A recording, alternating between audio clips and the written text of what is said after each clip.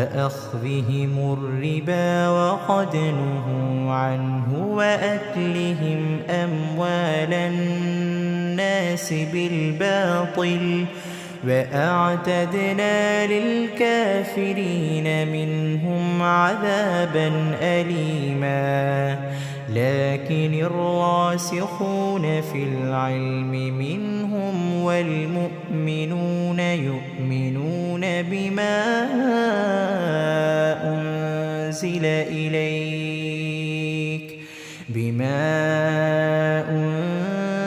إليك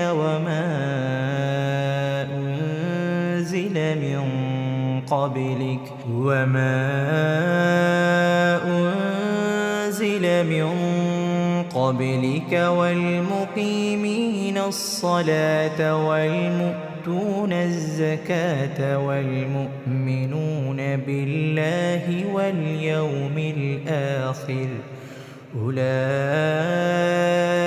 سنؤتيهم أجرا عظيما.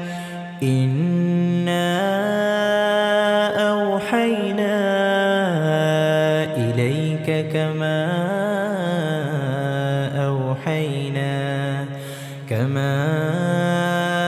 أوحينا إلى نوح والنبيين من بعده وأوحينا إلى إبراهيم وإسماعيل وإسحاق ويعقوب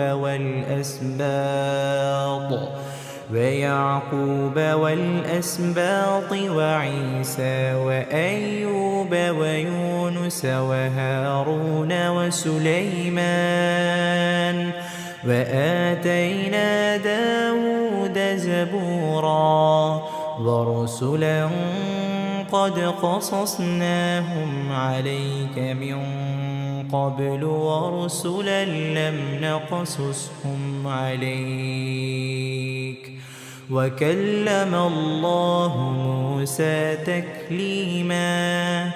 رسلا مبشرين ومنذرين لئلا يكون للناس على الله حجة بعد الرسل وكان الله عزيزا حكيما.